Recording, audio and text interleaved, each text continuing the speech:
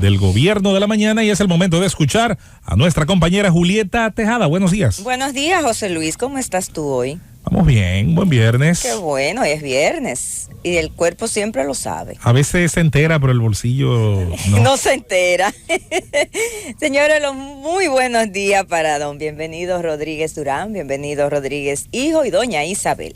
Y con ello a todo el equipo de la parte técnica y de producción que hace posible cada día este Gobierno de la Mañana. Los buenos días a don Álvaro Albelo, hijo, con su hora, la hora con Albero, con a don Álvaro Albelo. La verdad que interesantísimo lo que se está produciendo en las tardes de 5 a 6 en el Gobierno de la Tarde, esta Z101, con la participación de don Álvaro y la cantidad de oyentes de aquí y de otros puntos del mundo que hacen contacto con esta Z101 para interactuar con él y, bueno, hacerle preguntas que él con tanta sapiencia, humildad y buena disposición, pues las responde todas. Los buenos días a mis compañeros aquí en cabina, los buenos días a mi compañera Susana Gotró de Win y al país. Miren, señores, el periodista Pedro Jiménez ha dado unas declaraciones que han revoloteado el ambiente. Él ha dicho que el comisionado de ejecutivo para la reforma policial, el señor José Vila Castillo, recibe cada 2 meses el pago de 4 millones de pesos, que serían unos 2 millones mensualmente.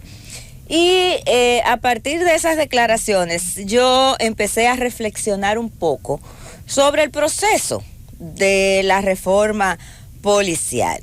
Y cuando estuve buscando, indagando, a partir de que el gobierno dominicano anunció en rueda de prensa la conformación de esa comisión que trabajaría toda la reforma policial y la designación del señor Pepe Vila, como se le conoce comúnmente, como comisionado ejecutivo al frente de esa reforma policial, vi, entre otras cosas, que decía que esa comisión debía entregar informes trimestrales para ir pues informando al país de cómo va avanzando esa reforma, cómo se van implementando las medidas y los avances de la misma.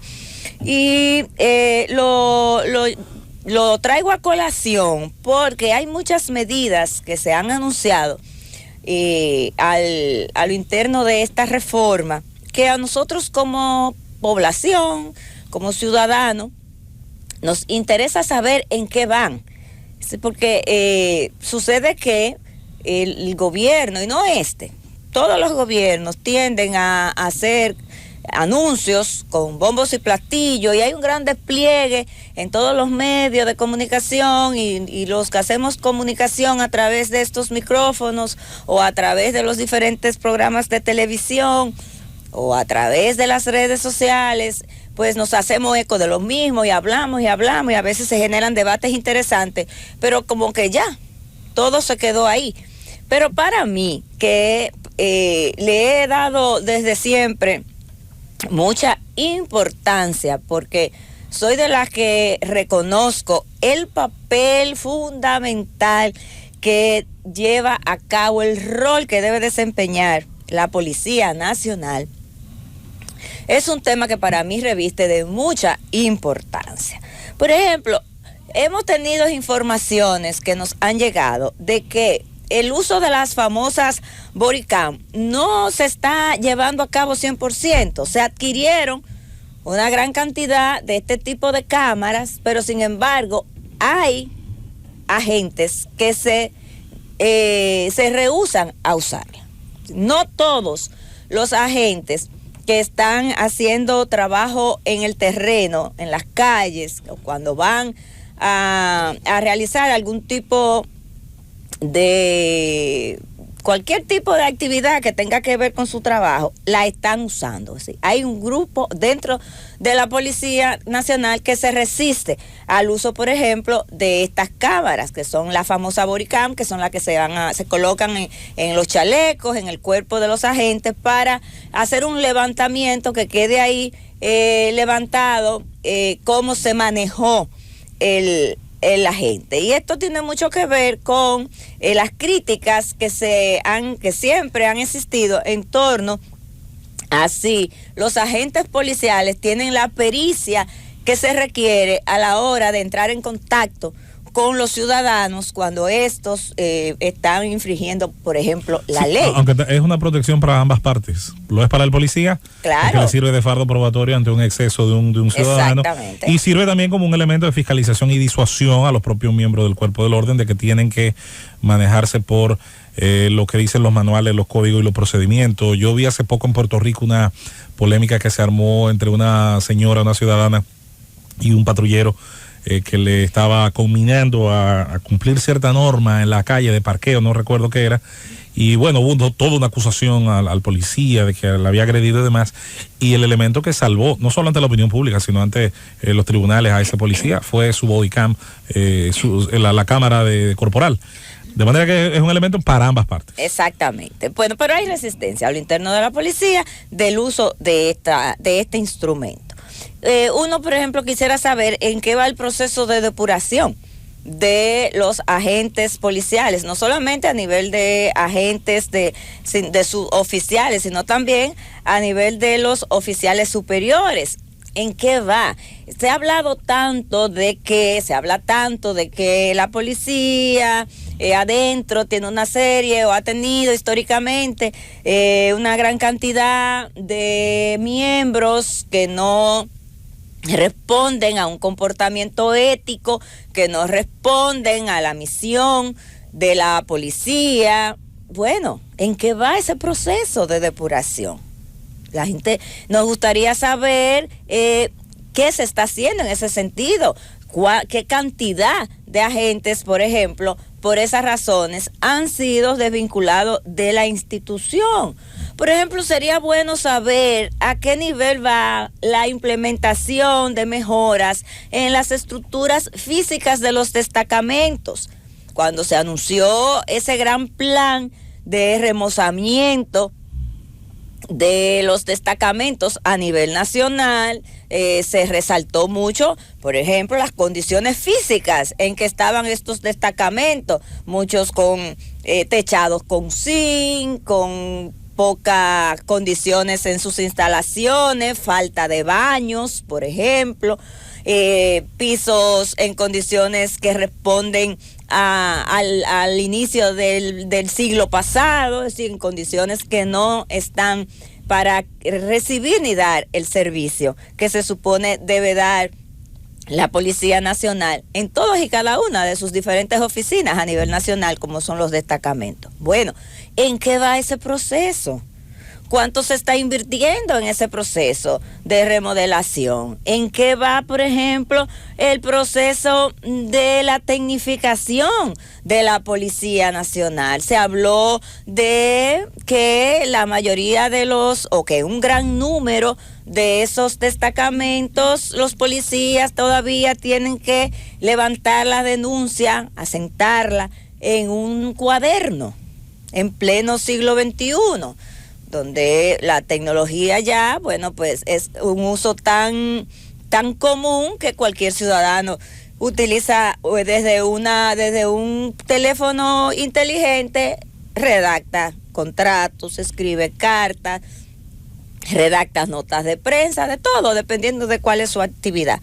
Entonces, pero tenemos todavía una gran parte que lo ha dicho, las propias autoridades lo han dicho, que hacen todo el proceso que tienen que hacer cuando un ciudadano va a denunciar un hecho en un cuaderno o en una libreta.